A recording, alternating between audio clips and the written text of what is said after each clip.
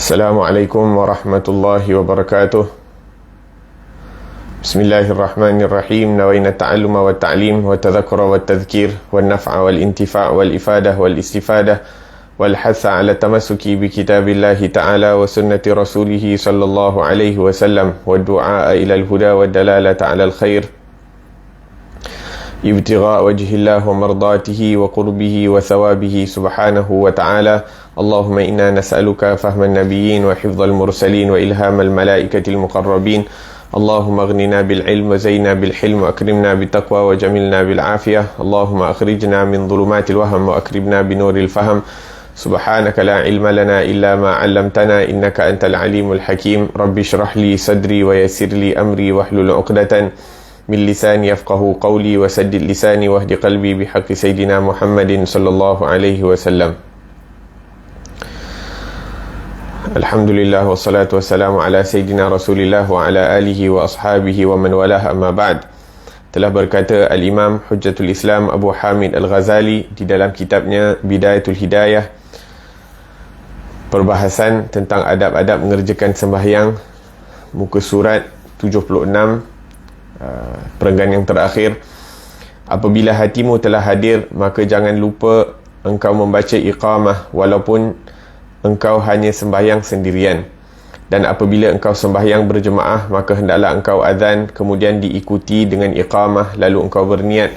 Maka kata olehmu di dalam hatimu, misalnya usalli fardhu dhuhri lillahi ta'ala, sahaja aku menunaikan fardu zuhur kerana Allah Subhanahu wa ta'ala.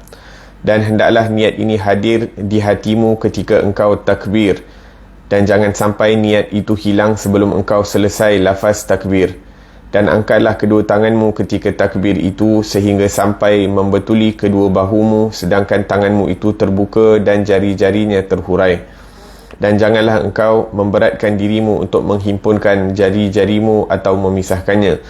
Dan angkatlah kedua tanganmu sehingga kedua ibu jarimu membetuli bahagian bawah daripada kedua telingamu, dan ujung-ujung jarimu membetuli bahagian atas daripada kedua telingamu, dan engkau betulkan kedua tanganmu dengan kedua bahumu.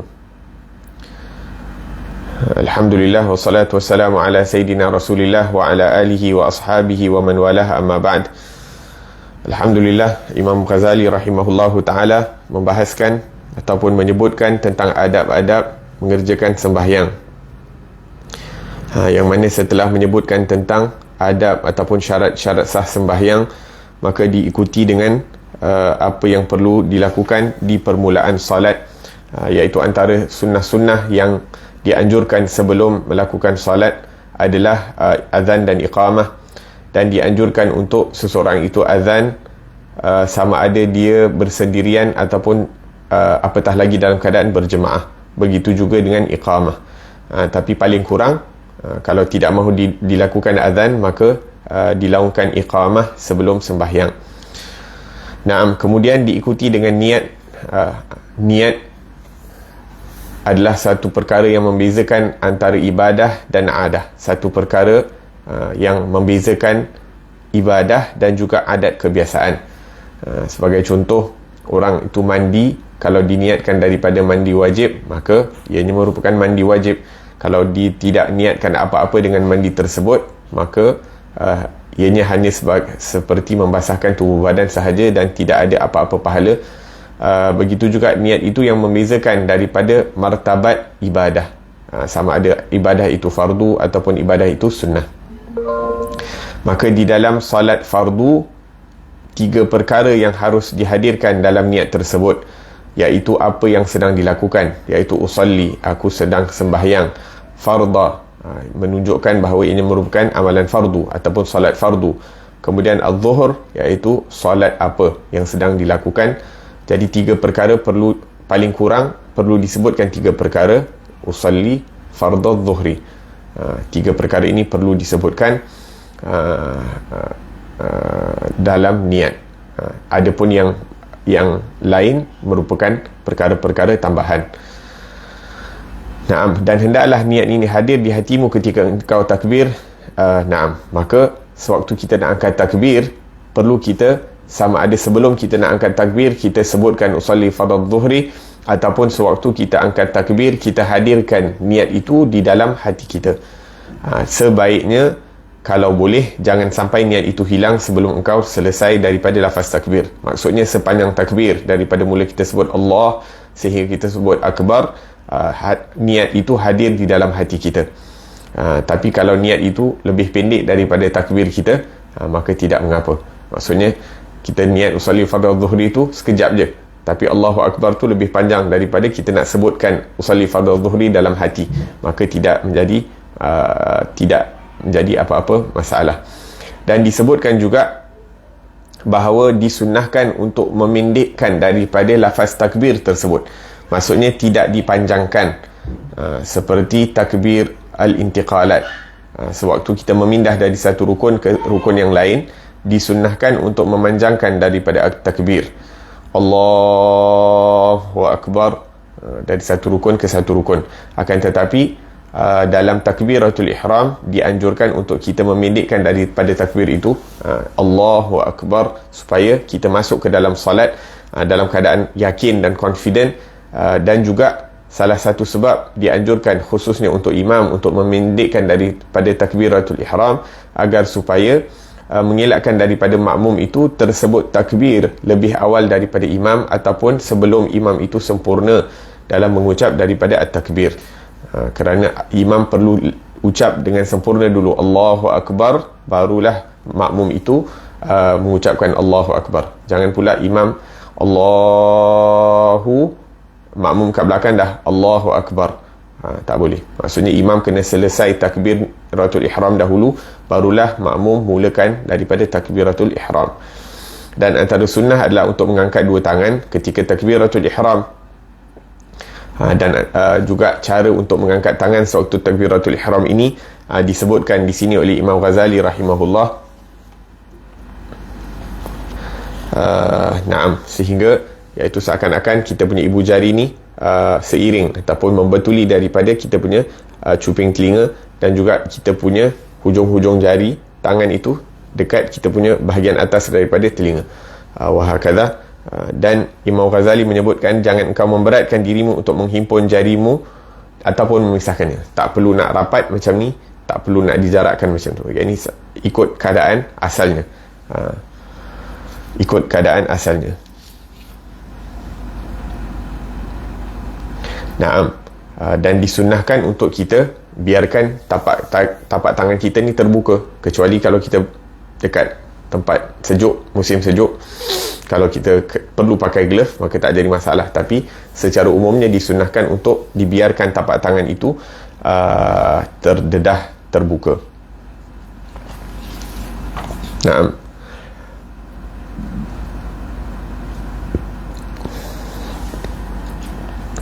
Apabila tanganmu telah diletakkan di tempat yang telah disebutkan tadi, baru engkau bertakbir. Kemudian lalu engkau turunkan kedua tanganmu dengan perlahan-lahan, dan jangan engkau tekan kedua tanganmu ketika engkau mengangkat dan menurunkannya. Dan jangan pula engkau tekan kedua tanganmu ke belakang, dan jangan pula engkau tolakkan dia ke sebelah kanan atau kiri. Dan apabila engkau telah turunkan kedua tanganmu ke bawah, maka hendaklah engkau mengangkatnya semula untuk meletakkannya di bawah dadamu. Dan hormatilah tanganmu yang kanan dengan meletakkannya di atas tangan yang kiri, dan buka jari-jarimu yang kanan dengan engkau meletakkannya membujuri hasta tanganmu yang kiri, dan pegangkan tanganmu yang kanan itu ke pergelangan tangan kiri, dan baca olehmu selepas takbir itu doa iftitah. Naam. Dekat sini Imam Ghazali rahimahullah menyebutkan bahawa apabila kita angkat takbir ataupun setelah kita angkat takbir, maka kita letakkan, iaitu sewaktu kita nak angkat takbir, permulaan takbir itu adakah sewaktu tangan kita di bawah ataupun sewaktu tangan kita sudah berada di sini. Kalau di sini seperti yang disebutkan Imam Ghazali, mula angkat takbir setelah tangan kita berada di sini. Dekat tangan dekat sini Allahu Akbar. Tapi sebenarnya dua-dua cara pun boleh. Nak angkat takbir bermula daripada sini Allahu Akbar pun boleh, ataupun satu lagi cara daripada bawah tu mula takbir. Mula kita nak angkat tangan daripada bawah Allahu Akbar, nak berhenti Allahu Akbar di sini pun boleh. Ataupun cara yang ketiga, kita mula takbir sewaktu mengangkat tangan daripada bawah, Allahu Akbar. Selesai takbir itu apabila kita meletak tangan dekat dada ataupun dekat perut kita. Nah, jadi itu tiga cara ataupun antara tiga cara yang disebutkan sewaktu mengangkat takbiratul ihram. Nah, kemudian Imam Ghazali menyebutkan kita memuliakan tangan kanan kita ini dengan meletakkan tangan kanan di atas tangan kiri. Memuliakan tangan kanan agar supaya diletakkan tangan kanan atas tangan kiri dan bukan sebaliknya, tangan kiri di atas tangan kanan. Dan apabila kita meletakkan tangan itu, disebutkan di sini bahawa kita punya ibu jari memegang kepada tulang pergelangan tangan ini yang selari dengan ibu jari. Tangan ibu jari kanan diletakkan di tulang pergelangan yang selari dengan ibu jari kiri, dan juga kita punya jari manis dan jari keringking itu diikat kepada kita punya tulang pergelangan tangan yang selari dengan kita punya jari keringking. Nah, wahakala, dan lagi dua dibiarkan selari dengan kita punya Allahumma salli ala Muhammad, siku. Nah,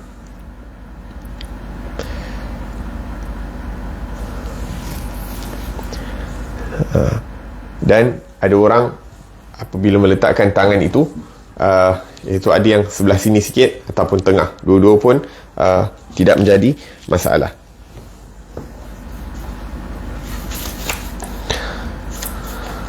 Naam. Kemudian selepas mengangkat takbir, maka dianjurkan untuk membaca doa iftitah. Doa iftitah. Doa iftitah ni disunnahkan antaranya bagi mereka-mereka yang belum baca a'udzubillahi minasyaitanirrajim. Maksudnya angkat takbir, berhenti sekejap, senyap sekejap, kemudian mulakan dengan baca doa iftitah. Adapun selepas angkat takbir, kalau kita terus mulakan dengan baca a'udzubillahi minasyaitanirrajim ataupun bismillahirrahmanirrahim untuk nak mulakan dengan baca Fatihah, walaupun kita terlupa, maka tidak dianjurkan untuk kembali untuk baca doa iftitah. Maksudnya lepas angkat takbir, kita berhenti sekejap, terus baca iftitah. Adapun kita dah terbaca a'udzubillahi minasyaitanirrajim ataupun bismillahirrahmanirrahim, maka tidak dianjurkan untuk ulang balik doa iftitah. Ataupun kita sembahyang masbuk di belakang imam dah baca Fatihah ataupun dah selesai baca Fatihah tengah baca surah. Kita takut kalau kita baca doa iftitah, kita takkan sempat, dan imam pun baca laju ataupun surah yang dia baca pun surah pendek, maka di situ tidak digalakkan untuk baca doa iftitah. Naam. Wahakadha. Ataupun kita sembahyang di akhir waktu. Kita sembahyang di akhir waktu, yang mana kalau kita panjangkan sembahyang kita itu dengan bacaan-bacaan sunat, antaranya doa iftitah, maka ditakuti kita akan tertinggal ataupun kita akan habis sembahyang setelah habis waktu solat tersebut. Maka di situ tidak dianjurkan untuk baca doa iftitah. Dan disebutkan para ulama bahawa ada banyak sirah, banyak cara bacaan doa iftitah ataupun banyak form untuk nak dibacakan doa iftitah. Antara yang kita biasa adalah yang dibawakan oleh Imam Ghazali di sini, Allahu Akbar kabira walhamdulillahi katsira wa subhanallahi bukratan wa asila wajjahtu wajhi lilladzi fatara as-samawati wal ard hanifan musliman wa ma ana minal musyrikin inna salati wa nusuki wa mahyaya wa mamati lillahi rabbil alamin la syarika lahu wa bidzalika umirtu wa ana minal muslimin. Naam. Jadi selepas kita angkat takbir, kita berhenti sebentar mengikut kadar subhanallah. Tapi baca subhanallah tu senyap-senyaplah sendiri. Kemudian baru kita mulakan dengan takbir dengan doa iftitah. Dan doa iftitah ni dibaca sama ada solat fardu ataupun solat sunat. Naam. Allahu Akbar kabira walhamdulillahi katsira subhanallahi bukratan wa asila wajjahtu wajhi lilladzi. Aku menghadapkan perhatianku ataupun aku menghadapkan, memberikan segala penumpuanku kepada zat yang telah menciptakan langit dan bumi. Yang mana Allah Subhanahu wa ta'ala menciptakan langit dan bumi itu tanpa ada mengikuti apa-apa ciptaan sebelum itu. Tidak ada didahului ciptaan langit dan bumi itu dengan ciptaan daripada zat lain daripada Allah Subhanahu wa taala.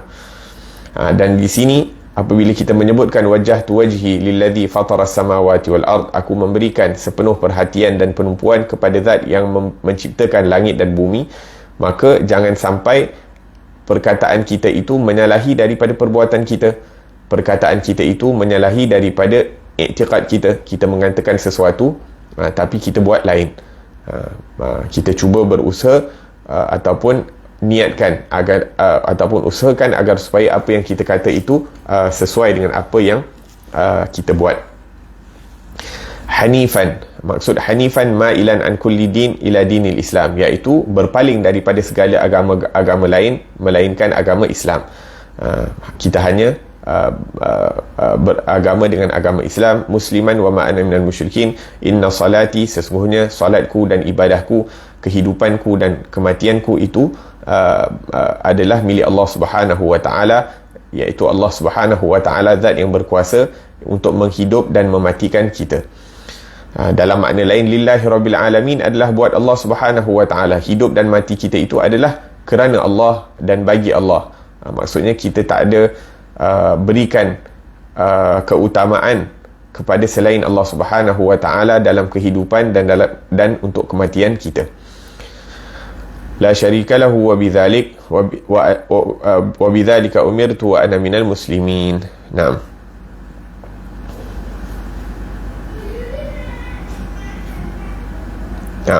Kemudian kita berhenti.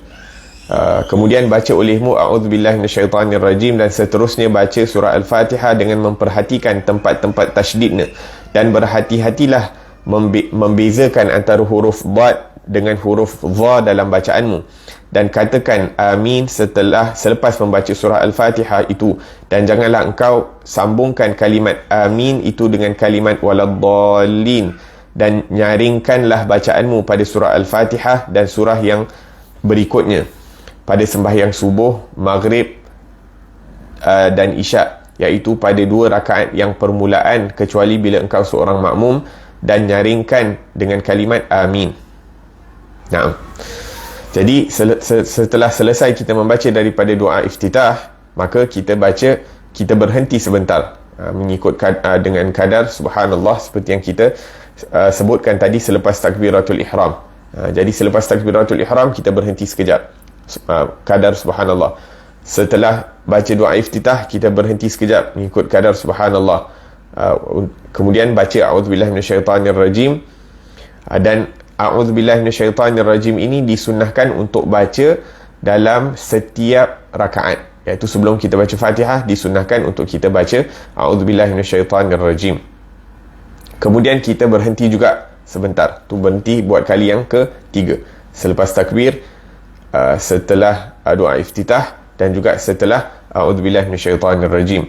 Dan kemudian kita membaca surah Fatihah, dan di sini Imam Ghazali mengingatkan kita agar supaya memastikan surah Fatihah yang kita baca itu dibaca dengan tajwid dan dibaca dengan betul sebaik mungkin, kerana setiap daripada huruf perlu dibaca dengan makhrajnya, setiap daripada baris dan panjang pendeknya perlu dijaga, dan juga tasydidnya, yang hatta tasydidnya dikirakan di sini sehingga disebutkan ada 14 daripada tasydid dalam surah Fatihah. Kerana apa? Kalau kita tidak menyebutkan huruf yang bertasydid, seakan-akan kita telah meninggalkan satu huruf daripada huruf dalam surah Al-Fatihah.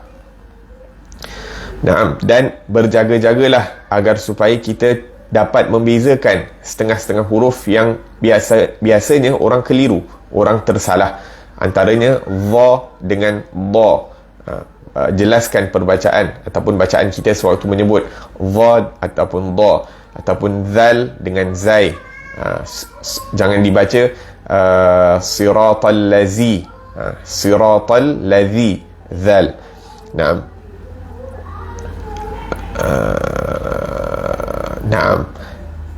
Maka kalau kita menukarkan bacaan dad itu kepada dha ataupun ha kepada ha, maka tidak sah bacaan daripada kalimat tersebut. Nah, adapun kalau kita memang tak boleh nak sebut, maka itu lain cerita. Tapi perlu belajar. Bukan tak boleh nak sebut, tak belajar dan merasa cukup, khalas aku tak mampu, tak ada usaha. Perlu ada usaha. Akan tetapi kalau disebutkan secara sengaja, maka batal solat. Kalau dengan sengaja menyebut dha, maka batal solatnya. Adapun kalau dia lupa, dia tersalah baca, sebagai contoh, dia tersalah baca dha, dia baca dha, maka perlu untuk diulangi balik ayat tersebut dan dibacakan dengan huruf yang betul. Akan tetapi kalau kita terbaca salah huruf, dha dibaca za, dan kemudian kita memperbetulkan balik, baca balik ayat tersebut dengan betul, disunnahkan untuk sujud sahwi. Disunnahkan, maksudnya kalau kita buat bagus, kalau tak buat tak menjadi masalah, tidak membatalkan solat. Adapun kalau kita mengubahkan huruf, yang mana ubah huruf itu tidak membatalkan makna. Apa contoh dia?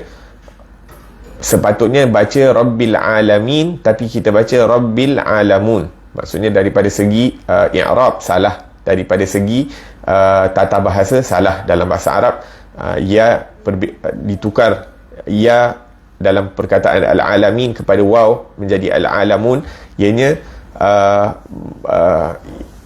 batalat qira'atuk la salat, iaitu bacaan itu salah, tak sah. Tapi sembahyang tu masih sah kalau kita baca balik dengan yang betul.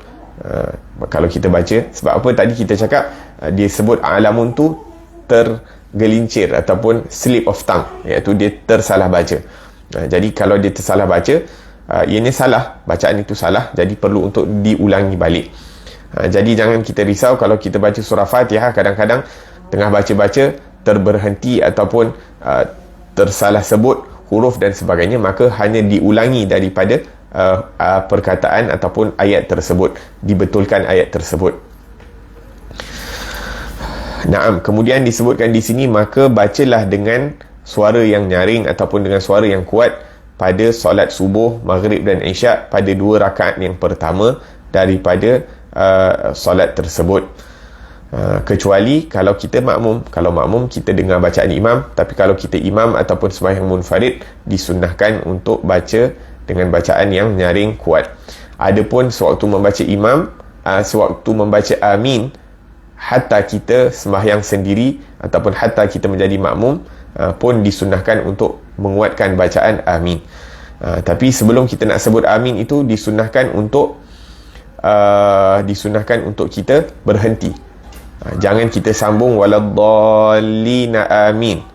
Itu tak bagus maknanya. Sebab apa? Sebab kita sambungkan Al-Quran dengan amin, yang mana amin itu merupakan doa ataupun zikir. Maka perlu untuk berhenti dan membezakan antara bacaan Al-Quran dengan doa ataupun zikir amin tersebut. Disebutkan dalam riwayat, barang siapa yang bacaan aminnya itu bertepatan dengan aminnya imam, maka akan diampunkan segala dosanya yang telah lalu. Kerana apa? Kerana bila imam menyebut amin, maka malaikat pun akan menyebut amin. Maka barang siapa yang aminnya itu bertepatan dengan aminnya malaikat, nak tahu malaikat punya amin tu bila imam sebut amin. Jadi kita berusaha untuk samakan amin kita itu dengan aminnya imam. Ghufirat, maka akan diampunkan dosa mereka. La ilaha illallah. Naam. Kemudian Imam Ghazali menyebutkan, dan hendaklah engkau baca selepas surah Al-Fatihah pada sembahyang subuh akan surah-surah yang dinamakan Tiwalul Mufassal, dan pada solat maghrib akan surah-surah yang dinamakan Qisarul Mufassal, dan pada sembahyang zuhur, asar dan isyak akan surah-surah yang dinamakan Awsatul Mufassal. Dan engkau baca pada sembahyang subuh dalam perjalanan, iaitu dalam musafir, akan surah Al-Kafirun pada rakaat yang pertama dan surah Al-Ikhlas pada rakaat yang kedua. Dan jangan engkau sambungkan bacaan akhir surah dengan takbir rukuk, tetapi hendaklah engkau pisahkan antara keduanya dengan sekadar membaca subhanallah. Nah, jadi kita sebutkan tadi, lepas takbiratul ihram kita berhenti sekejap. kadar subhanallah. Lepas baca doa iftitah, kita berhenti. Lepas baca a'udzubillahi minasyaitanirrajim, kita berhenti. Lepas baca Fatihah, kita berhenti. Lepas baca surah, kita berhenti sebelum nak rukuk. Jangan habis je minal jinnati wan nas, Allahu akbar, tak ada, stop. Dalam hadis diriwayatkan bahawa Nabi SAW selepas baca surah akan berhenti sebentar, barulah Nabi SAW akan rukuk. Maka kita berhenti sebentar itu mengikuti daripada sunnah Rasulullah, menghidupkan daripada sunnah Rasulullah. Itu pun akan mendatangkan pahala dan akan mendatangkan kesempurnaan dalam solat kita. Sebab apa? Sebab kita mengikut sebaik-baik orang yang solat, iaitu Rasulullah sallallahu alaihi wa ala alihi wasallam.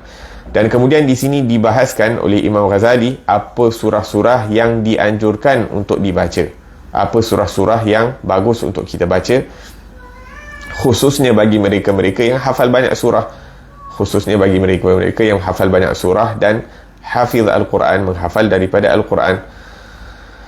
La ilaha illallah. Maka disebutkan di sini untuk solat subuh dibaca tiwalul mufassal. Tiwalul mufassal ni daripada surah Al-Hujurat. Al-Hujurat itu juzuk 26. Naam. Al-Hujurat juzuk 26. La ilaha illallah. Maka dibaca daripada surah Al-Hujurat sehinggalah surah Al-Mursalat, iaitu sebelum surah An-Naba.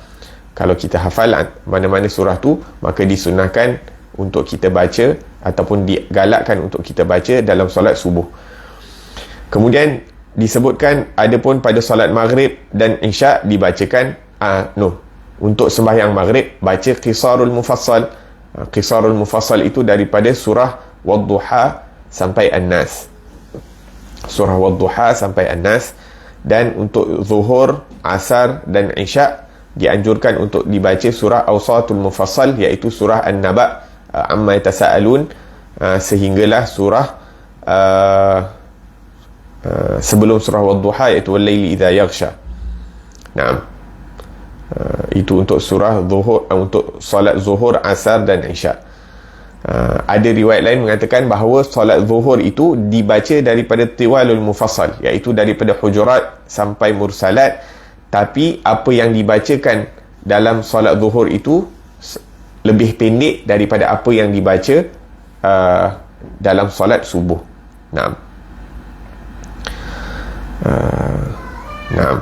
Dan disebutkan di sini, dan engkau baca pada sembahyang subuh dalam perjalanan akan solat surah Kafirun dan surah Al-Ikhlas.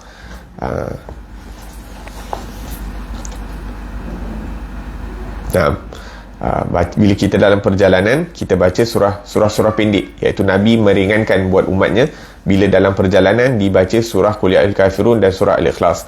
Dan gandingan surah Al-Kafirun dan surah Ikhlas ni banyak dilakukan oleh Rasulullah sallallahu alaihi wasallam. Antaranya Nabi akan baca dalam solat sunat qabliyah subuh ataupun solat sunat subuh Qul ya ayyuhal kafirun dan surah Qul huwallahu ahad. Dan 2 rakaat tawaf kalau kita dijemput oleh Allah Subhanahu wa taala untuk menjadi duyufur rahman. Moga-moga Allah Subhanahu wa taala pilih kita yang mendengar dan yang menyaksikan, yang hadir dalam kelas ini. Moga-moga kita semua dipilih oleh Allah Subhanahu wa taala untuk menjadi duyufur rahman dalam waktu yang terdekat, insya-Allah. Amin, Allahumma amin.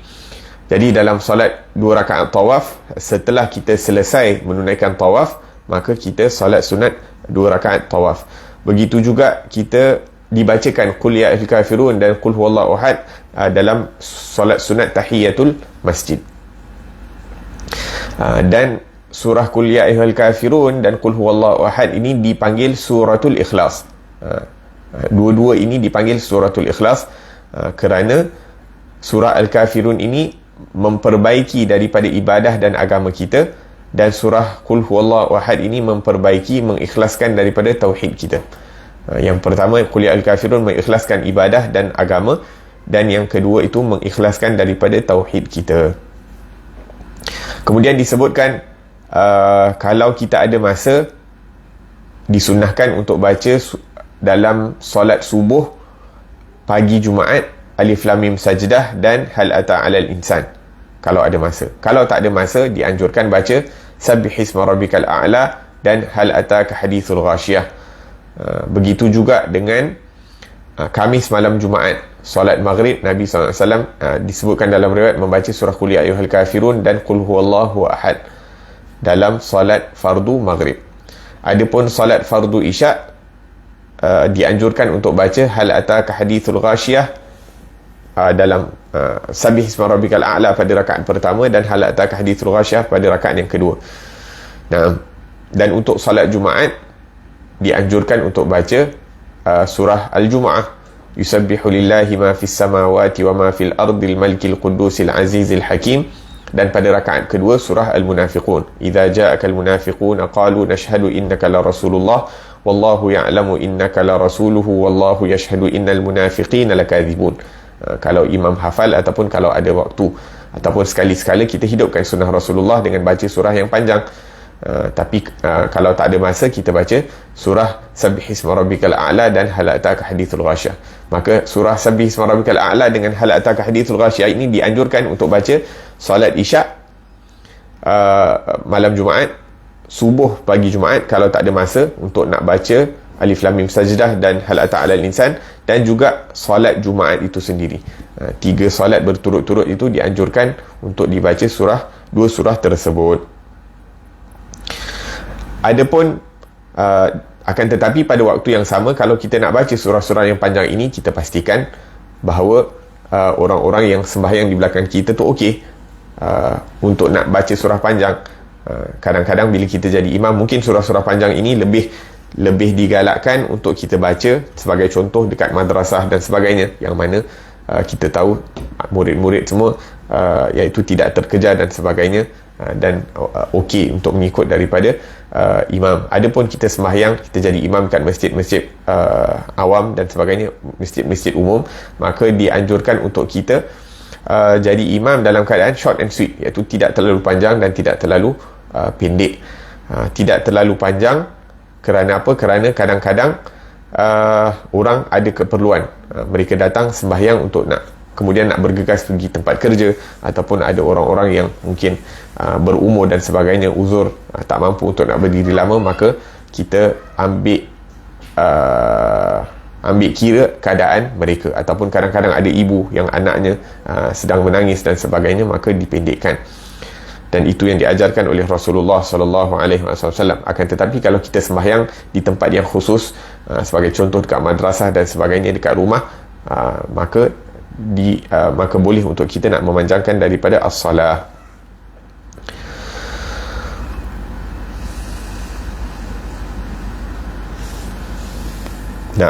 Dan disunahkan juga makmum untuk baca surah apabila makmum tak dengar bacaan imam. Kadang-kadang sembahyang mikrofon ataupun elektrisiti terputus, maka makmum tak dapat nak dengar bacaan imam, maka pada waktu itu boleh untuk makmum membaca daripada bacaan mereka sendiri, walaupun berada di belakang imam.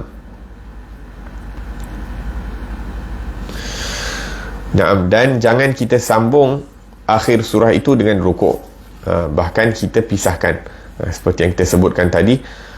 Wa yusannu lil imam an yaskut ba'da ta'minihi fil jahriyah, dan juga disunnahkan untuk imam setelah dia baca surah Fatihah, setelah amin, untuk memberi masa kepada makmum membaca surah Fatihah, in alima annahu yaqra'uha fi saktatihi. Kalau mereka tahu bahawa kebiasaannya makmum akan baca surah Fatihah sewaktu imam setelah selesai imam baca Fatihah. Tapi sebagai contoh, kalau kita sembahyang tarawih, yang mana kadang-kadang sembahyang tarawih tu nak dilakukan dengan keadaan yang agak cepat, maka imam kebiasaannya tidak akan berhenti untuk beri ruang makmum baca surah Fatihah setelah imam baca surah Fatihah. Maka di ketika itu makmum baca surah Fatihah ketika imam baca surah Fatihah, akan tetapi dibiarkan imam itu selesai satu ayat dahulu baru dia ikut. Contohnya, imam dah baca Ar-Rahmanir Rahim, baru dibaca Bismillahirrahmanirrahim, Alhamdulillahirabbil alamin, supaya dia tidak mendahului imam dalam bacaan surah Fatihah.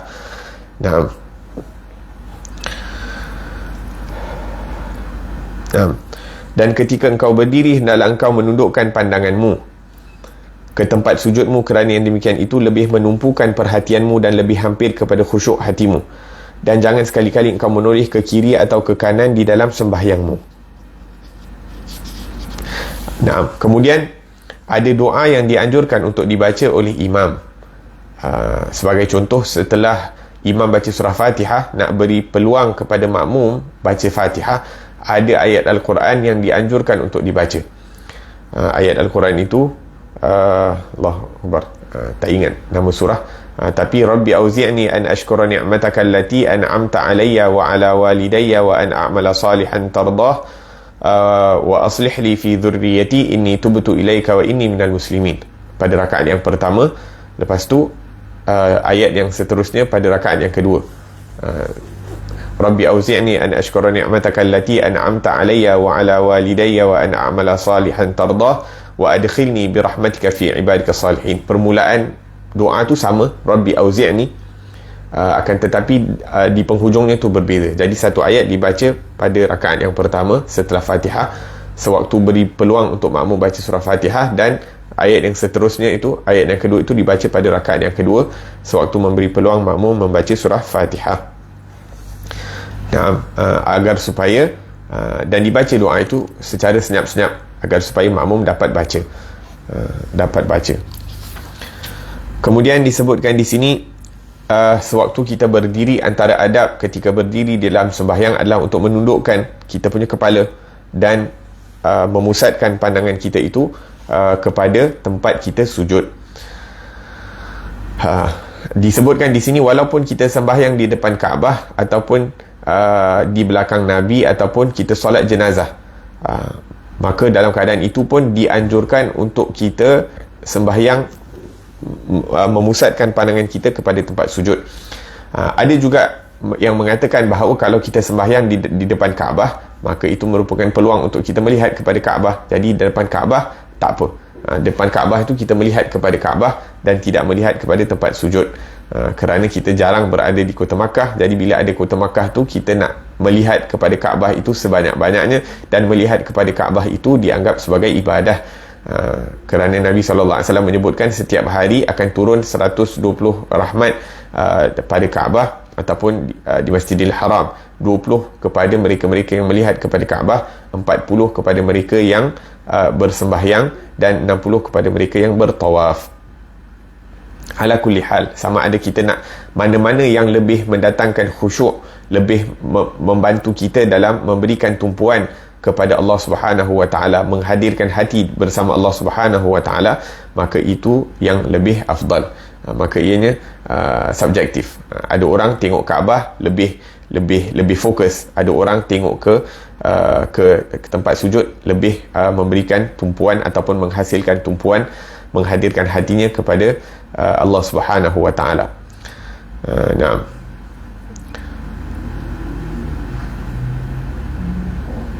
Dan adapun sewaktu kita membaca tasyahud awal ataupun tasyahud akhir, maka di situ disunahkan untuk kita melihat pada sababah, jari telunjuk kita sewaktu kita mengucapkan illallah. Sewaktu mengucapkan illallah tu, maka kita lihat kepada jari telunjuk kita daripada kita menyebut illallah itu sehinggalah kita selesai baca tasyahud awal, kemudian kita naik ke atas, ataupun sehinggalah selesai kita membaca tasyahud akhir dan kemudian kita memberi salam.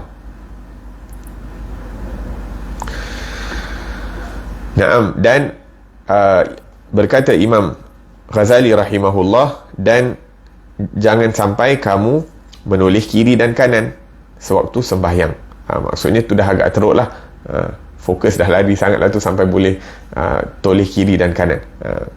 Biasanya fikiran dia yang toleh kiri yang kanan, dia pusing satu dunia, fikiran pusing satu dunia, tapi biasanya tubuh badan itu tak bergerak.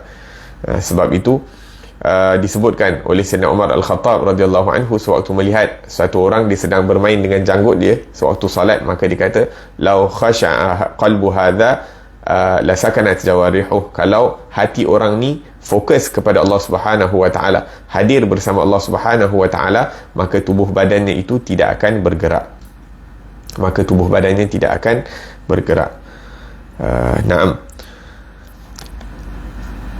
Setelah itu hendaklah engkau mengucapkan takbir rukuk dan angkatlah tanganmu seperti cara yang telah disebutkan dalam kaifiat mengangkat kedua tangan pada takbiratul ihram tadi, dan panjangkanlah bacaan takbir itu sehingga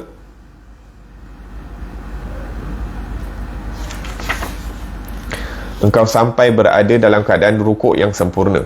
Maka letakkan kedua tapak tanganmu di atas kedua lututmu, sedangkan jari-jarimu terhurai, dan tegakkan lututmu sebaik-baik, dan ratakan belakang lehermu dengan kepala sehingga semuanya kelihatan seperti sekeping papan, dan renggangkan kedua sikumu dari lambungmu, sedangkan perempuan tidak berbuat demikian, bahkan ia merapatkan sebahagian anggota kepada bahagian yang lain, dan baca olehmu ketika rukuk itu 3 kali, Subhana rabbiyal azim wa bihamdih, maha suci Tuhanku yang maha agung dengan segala pujiannya. Dan jikalau engkau sembahyang sendirian, maka lebih baik engkau tambahkan bacaan tasbih itu sampai 7 kali atau 10 kali. Nah, jadi itu sewaktu nak rukuk. Jadi daripada kita berdiri, setelah kita selesai bacaan surah, kita berhenti sekejap, kemudian baru kita rukuk. Naam. Jadi bila rukuk, kita bila angkat takbir, kita sebutkan tadi takbir intiqalat, sewaktu kita berpindah dari daripada satu rukun ke rukun yang lain, maka disunahkan untuk dipanjangkan takbir intiqalat. Itu daripada kita qiyam tu nak rukuk, Allahu Akbar sampai ke rukuk. Kemudian daripada rukuk nak ke i'tidal pun kita panjangkan. Apatah lagi daripada i'tidal tu nak turun ke sujud, maka dipanjangkan takbir tersebut.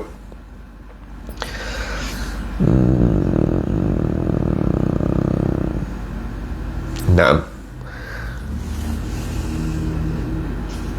Dan sewaktu kita rukuk, maka pastikan kita punya tubuh badan kita, belakang badan kita tu straight. Jangan bila kita rukuk kita punya kepala terlampau ke bawah, ataupun kita punya kepala terlampau ke atas seakan-akan nak tengok depan. Maka make sure kita punya belakang badan dan kepala kita itu macam papan, kata Imam Ghazali rahimahullah, straight.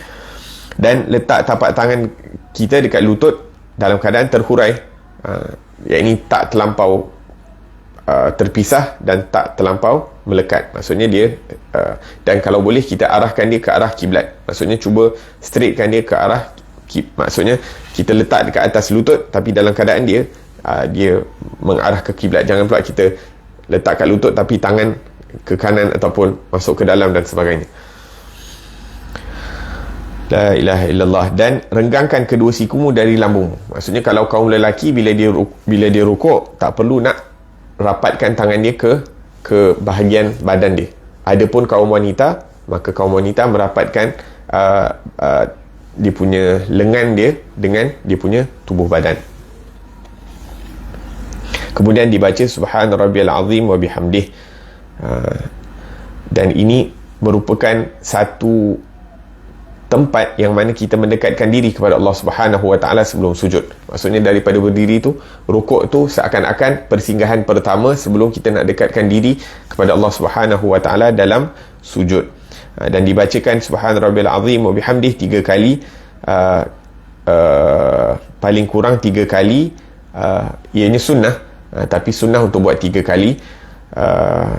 Adapun imam baca 3 kali, dan tidak disunnahkan untuk imam untuk menambah. Adapun makmum atau kalau tengok imam panjang sikit, maka boleh dipanjangkan, ataupun kalau di sembahyang bersendirian maka boleh tambah 5, 10 dan sebagainya. 5, 7, 10 boleh dipanjangkan. Kemudian engkau angkat kepala sampai kembali tegak seperti sebelum rukuk, dan angkatlah kedua tanganmu sambil engkau membaca Sami Allahu liman hamidah. Allah mendengar sesiapa yang memujinya. Dan pendengaran Allah wallahu sami'un, wallahu innallaha sami'un basir. Sesungguhnya Allah Subhanahu wa taala itu maha mendengar dan maha melihat. Dan setiap orang Allah mendengar setiap daripada apa yang dikatakan oleh makhluknya, sama ada dengan suara ataupun di dalam hati. Bisikan dalam hati pun didengari oleh Allah Subhanahu wa taala. Tapi yang dimaksudkan di dalam dalam ini sami Allahu liman hamidah, Allah mendengar, iaitu mendengar dengan keridaan atas pujian hambanya. Allah mendengar untuk menerima daripada amalan hambanya. Allah mendengar atas dasar cinta terhadap pujian hambanya kepada dirinya subhanahu wa ta'ala. Maka apabila kita mengucapkan sami Allahu liman hamidah, Allah mendengar akan pujian hambanya, maka kita merasakan, yakni siapakah kita sehingga diberikan perhatian oleh Allah Subhanahu wa taala akan apa yang dikatakan. Pujian kita itu pada hakikatnya tidak ada apa-apa nilai. Pada hakikatnya tidak ada apa-apa nilai, akan tetapi diberi perhatian oleh Allah Subhanahu wa taala kepada hambanya yang maha lemah, maha kerdil, yang menginginkan daripada pertolongan dan anugerah daripada Allah Subhanahu wa taala. Sehingga disebutkan dalam riwayat, disebutkan di sini, dan apabila engkau telah kembali berdiri tegak, maka bacalah olehmu Rabbana lakal hamdu mil'as samawati wa mil'al ardi wa mil'a ma syi'ta min syai'in ba'du. Ketiga lafaz boleh dibaca mil'a, mil'u ataupun mil'i. Boleh dibaca mil'u ataupun mil'i. Wahai Tuhan kami, artinya wahai Tuhan kami, bagimu segala pujian sepenuh langit dan bumi dan sepenuh apa jua sesuatu yang engkau kehendaki selepas itu.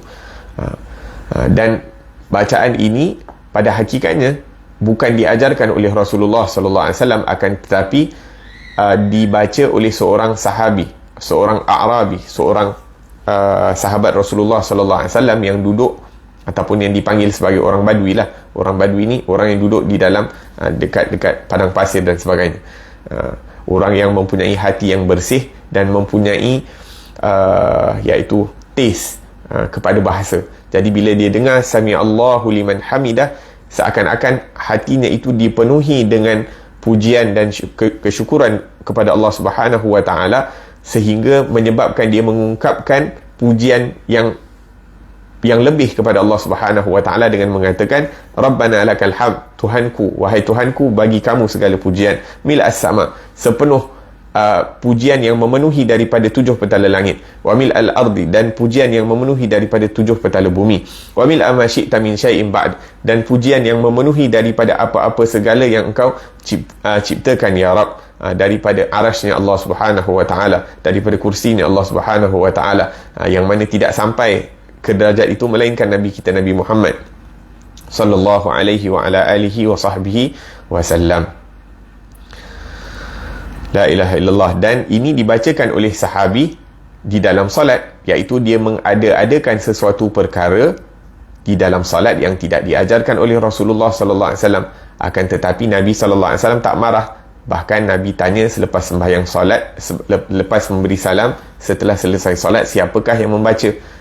Dalam riwayat lain mengatakan mula-mula sahabat tu senyap, kemudian Nabi bertanya lagi, kemudian barulah Nabi kata, aku melihat berapa belas malaikat berlumba-lumba untuk menulis pahala orang yang menyebutkan perkataan tersebut. Maka apabila mendapat seakan-akan pengiktirafan daripada Rasulullah, mendapat kebenaran untuk membaca daripada perkara tersebut, iaitu positif punya reaction daripada Rasulullah, maka sahabat tu mengatakan ana ya Rasulullah.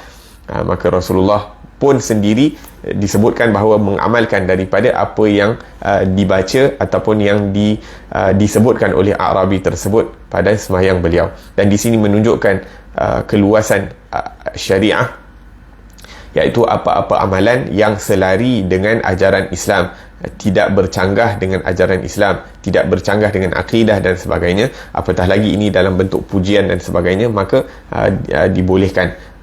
Nabi tak kata akhta'ta, kamu telah melakukan kesalahan kerana mengada-adakan satu bacaan di dalam sembahyang yang tidak aku ajar. Nabi tak kata ibtada'ta, kamu melakukan satu perkara yang bid'ah di dalam solat dan sebagainya. Akan tetapi Nabi membenarkan, dan pembenaran Rasulullah itu adalah salah satu sunnah.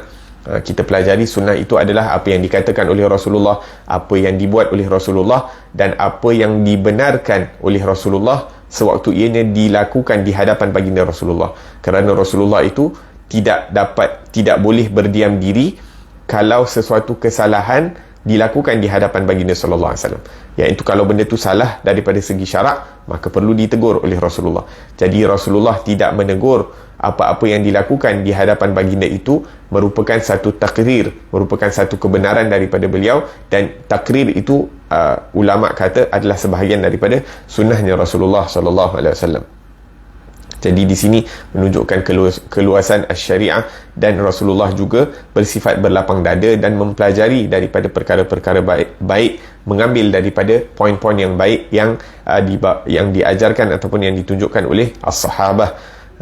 La ilaha illallah. Betapa tawaduknya, betapa rendah dirinya Rasulullah, dan betapa sifat iaitu dapat mempelajari daripada orang lain, tak merasakan dirinya hebat, dirinya Nabi, dirinya Rasul, dirinya orang yang paling hebat di mata Allah, akan tetapi masih lagi mengambil pengajaran daripada amalan-amalan orang lain. Kemudian Imam Ghazali menyambung dengan mengatakan, dan jikalau engkau sembahyang subuh, maka bacalah kunut ketika engkau i'tidal pada rakaat kedua. Kemudian hendaklah engkau turun untuk sujud sambil mengucap Allahu Akbar tanpa mengangkat kedua tangan. Dan pertama kali letakkan dahulu lututmu, setelah itu baru letakkan kedua tanganmu, dan diiringi dengan dahimu dalam keadaan dahi itu terbuka, dan letakkan hidungmu bersama dengan dahimu, dan renggangkan kedua sikumu daripada lambungmu, dan renggangkan pula perutmu dari kedua pahamu. Dan kaum wanita tidak berbuat demikian. Bagi kaum wanita hendaklah merapatkan sebahagian anggota kepada sebahagian yang lain, dan letakkan kedua tanganmu di atas lantai berbetulan dengan kedua bahumu, dan janganlah engkau hamparkan kedua hastamu di atas lantai seperti perbuatan anjing. Dan bacalah olehmu ketika sujud itu akan tasbih ini, subhana rabbiyal a'la wa bihamdih, maha suci Tuhanku yang maha tinggi dengan segala pujiannya. Engkau baca tasbih ini 3 kali apabila engkau sembahyang berjemaah, dan 7 atau 10 kali apabila engkau sembahyang sendirian. Nah, jadi daripada kita i'tidal, setelah membaca Sami Allahu liman hamidah, kalau pada rakaat yang kedua solat subuh, dianjurkan untuk baca doa kunut. Dianjurkan untuk baca doa kunut. Dan baca doa kunut boleh dibaca dengan doa yang panjang yang diajarkan oleh Rasulullah sallallahu alaihi wasallam, seperti mana yang kita baca Allahumma hdini fiman hadait ataupun Allahumma hdina fiman hadait sampai hujung, ataupun cukup doa kunut itu jikalau terkandung di dalamnya doa dan pujian. Contohnya apa? Allahumma ghfirli ya ghafur, ya Allah ampunkanlah dosaku wahai maha pengampun. Maksudnya kita minta pengampunan daripada Allah Subhanahu Wa Taala, itu doa, dan ya ghafur wahai yang maha pengampun itu adalah pujian baik kepada Allah Subhanahu Wa Taala. Maka doa kunut tu kalau kita adakan di dalamnya dua benda ni pun dah cukup. Doa dan pujian kepada Allah Subhanahu Wa Taala. Allahumma ghfirli ya ghafur, Allahumma arhamni ya rahim, walhasil boleh. Naam. Ada pertanyaan, kalau lutut sakit boleh ke letak tangan dahulu sebelum lutut? Naam. Ya, ini cara ini yang dianjurkan. Maksudnya digalakkan kalau boleh, kalau sihat buat macam ni, tapi kalau tak boleh maka mengikut keselesaan kita, mengikut keselesaan seseorang. Naam. Dan Allahumma hdina fiman hadait ataupun Allahumma hdini fiman hadait merupakan doa kunut yang diajarkan Rasulullah sallallahu alaihi wasallam kepada cucundanya Sayyidina Hasan bin Ali bin Abi Talib. Naam. Kemudian sujud sambil mengucapkan takbir tanpa mengangkat tangan. Maka daripada i'tidal ke sujud tu tak perlu kita nak angkat tangan, tapi kita mengucapkan Allahu Akbar sampai ke hujung. Kita beri perhatian kat sini, kadang-kadang imam perlahan, jadi dia ucap Allahu Akbar tapi sebenarnya dia baru halfway nak rukuk, nak sujud. Allahu Akbar dia dah habis, dia tak panjangkan Allahu Akbar, tapi dia habis sebut Allahu Akbar, dia baru halfway. Tapi kita dah ikut, kita pula laju.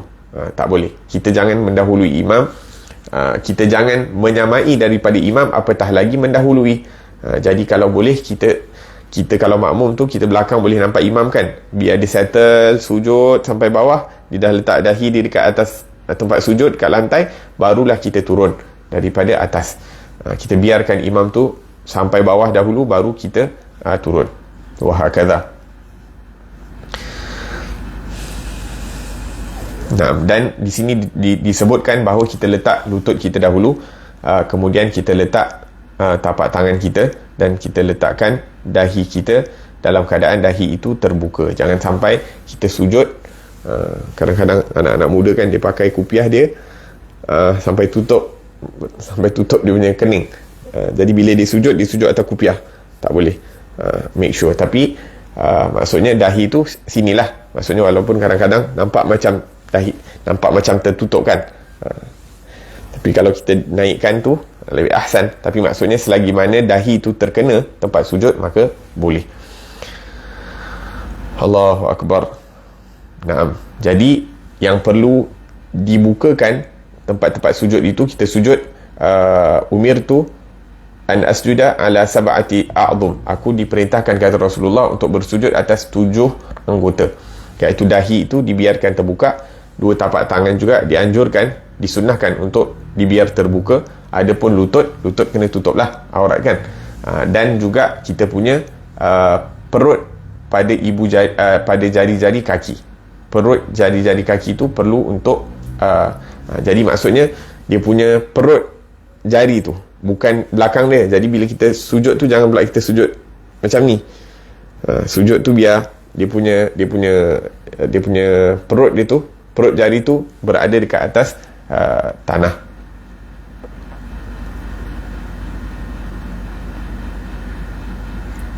Wa kashful jabhah multasiqah bil musalla wajib. Iaitu kita punya dahi tu wajib untuk kenakan pada tempat sujud. Adapun tempat lain, tapak tangan dengan perut jari kaki itu sunnah untuk biar terbuka. Tapi contohnya kalau kita dekat tempat sujud, maka boleh pakai glove ke, kita pakai socks ke dan sebagainya, maka boleh. Mungkin ada orang nak tanya, Ustaz, sekarang ni tengah PKP kan, ataupun tengah COVID, jadi boleh ke sembahyang guna mask? Secara umum sembahyang pakai mask tu makruh, kecuali bila ada perkara yang membenarkannya. Maksudnya sekarang ni kita tengah berada dalam keadaan, dalam situasi COVID-19 ni, maka terangkat perkara makruh tersebut. Allahu a'lam.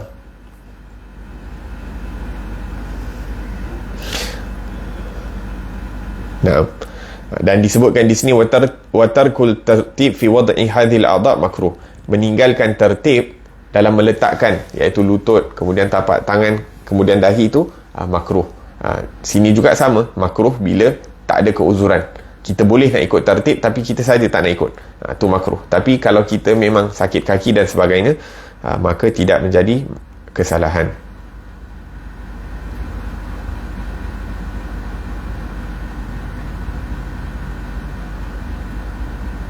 Dan jangan pula kita biarkan kita punya tangan ni, kita punya siku ni lekat dekat sujud dalam keadaan siku ni berada di tanah. Tu macam, maaf cakap, dia sebut sini macam anjing.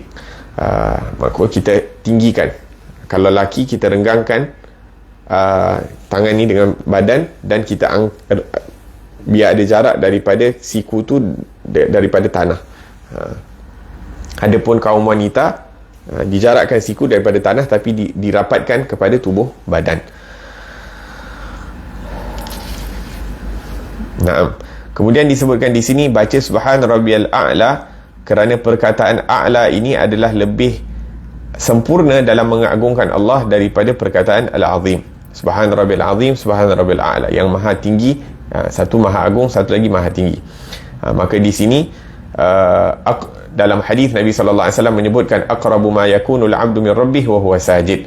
Keadaan yang paling dekat seseorang hamba itu berada bersama Allah Subhanahu wa taala adalah dalam keadaan sujud, sehingga berkata para ulama, kalau dibayangkan ada orang yang berada di 7 petala langit, iaitu langit yang ke-7, dalam keadaan tidak bersujud, dan ada orang yang berada di bumi ataupun 7 petala bumi, paling bawah sekali, tapi dalam keadaan yang sujud, maka orang yang sujud itu lebih dekat kepada Allah berbanding orang yang berada di 7 petala langit dalam keadaan tidak bersujud. Dan di sini juga mengingatkan kita bahawa kedekatan bersama Allah itu bukanlah tempat, kerana Allah Subhanahu Wa Taala Maha Suci daripada tempat dan waktu. Dekat itu daripada kerana dekat dengan perintah Allah Subhanahu Wa Taala. Allah dan Rasulullah mengatakan bahawa Allah dekat kepada orang yang sujud. Maka di situ maka perbanyakkan sujud.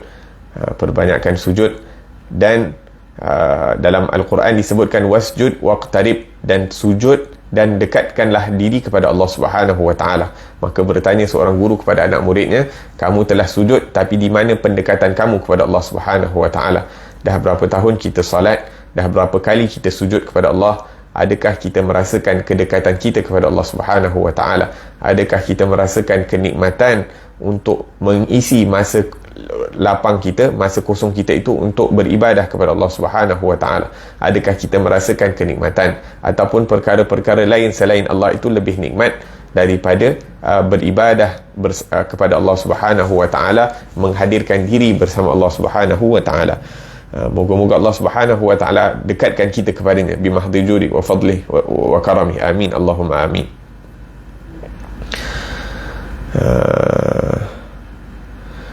Ada satu sahabat Nabi SAW, dia mohon doa agar dia diberikan doa kepada Rasulullah. Offer dia doa, dia kata minta apa yang kamu nak. Maka dia pun minta untuk mendapat kebersamaan dengan Rasulullah SAW di akhirat. Maka Rasulullah SAW mengatakan, a'inni ala dhalik bikathratis sujud, bantu aku untuk mendapatkan apa yang kamu harapkan, apa yang kamu minta, apa yang kamu mohon daripada aku itu dengan memperbanyakkan as-sujud. Dalam erti kata lain, untuk memperbanyakkan daripada as-salah.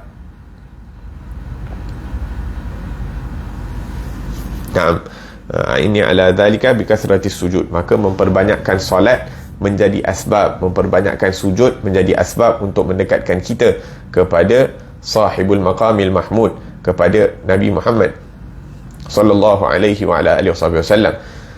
La ilaha illallah, yang mana sujud yang paling agung yang akan dilakukan oleh Rasulullah sallallahu alaihi wasallam adalah di padang mahsyar, yang mana sewaktu manusia semua berada dalam ketakutan, berada dalam keadaan gelisah dan sebagainya, maka semua akan berlari memohon syafaah daripada para nabi, daripada Nabi Adam kepada Nabi Nuh, kepada Nabi Ibrahim, kepada Nabi Musa, Nabi Isa. Maka terakhir pergi berjumpa dengan Nabi Muhammad. Maka Nabi Muhammad mengatakan, akulah orangnya, orang yang dapat memohon syafaah agar dipercepatkan perhisapan, perhitungan di padang mahsyar. Maka di waktu itu Nabi akan bersujud kepada Allah Subhanahu Wa Taala. Moga-moga kita dapat mendekatkan diri kita kepada Rasulullah pada keadaan tersebut, sehingga kita dapat melihat sujudnya,